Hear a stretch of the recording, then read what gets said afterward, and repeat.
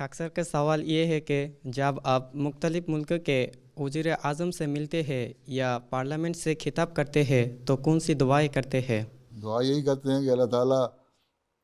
ان کے، ایک تو یہ کہ کسی سے خوف زدہ ہونے کی ضرورت نہیں،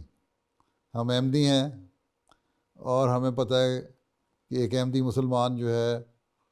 اس کو کسی کے روب میں آنے کی ضرورت نہیں ہے۔ اور اللہ تعالیٰ نے حضرت مسیح علیہ السلام کو یہ فرمایا تھا کہ نصرت و بالرعب، کہ تجھے مدد دی گئی ہے روب کے ساتھ، اس لیے ہمارا روب دنیا پہ قائم ہے، ہمیں کسی کے روب میں آنے کی ضرورت نہیں ہے۔ باقی اللہ تعالیٰ سے دعا مانگتے ہیں کہ اللہ تعالیٰ مدد کرے، سینہ کھولے ہیں، اور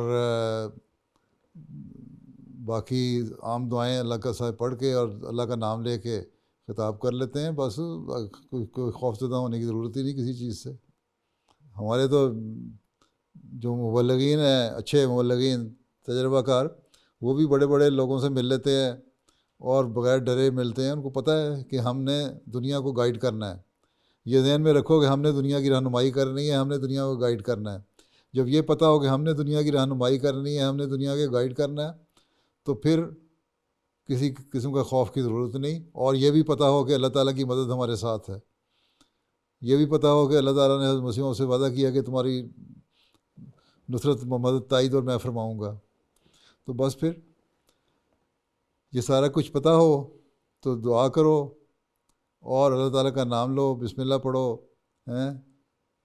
اور یہ بھی دعا پڑھا کرو کہ رب حبلی حکمن ولکنی بالصالحین وجعل لی لسان صدق فی الآخرین، یہ دعا بھی پڑھا کرو، رب اشرح لی صدری ویسر لی امری واحلل عقدۃ من لسانی، یہ بھی پڑھا کرو ہیں۔ تو یہ ساری دعائیں بھی پڑھتے رہا کرو، اور سمجھو کہ تم نے دنیا کو لیڈ کرنا ہے، تو دنیا رہنمائی کرنی ہے،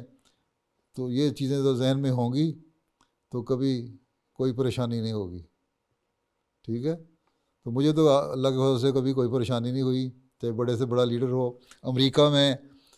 جب میں گیا ہوں کیپٹل ہل میں خطاب سے ایک دن پہلے، وہاں کے ٹاپ کے 3 پادری جو ان کے آرمی میں بھی اور سروسز میں بھی خطاب کرتے ہیں اور بڑے مجے ہوئے لوگ تھے، وہ آئے، میرے سے ملاقات تھی ایک دن پہلے، تو مجھے کہنے لگے کہ کل تمہارا خطاب ہے پارلیمنٹ کیپٹل ہل میں،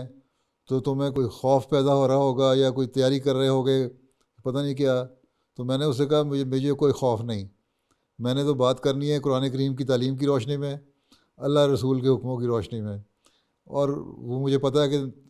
وہ بات ایسی ہے اس کا مقابلہ تم لوگ نہیں کر سکتے۔ کہتا ہے اچھا، ہم تو جب حالانکہ بڑے مجے ہوئے ہیں اور سالہ سال سے سروسز میں بھی کام کرتے ہیں اور بڑے بڑے پارلیمنٹ میں جا کے وہاں کیپٹل میں بھی بعض دفعہ ہمیں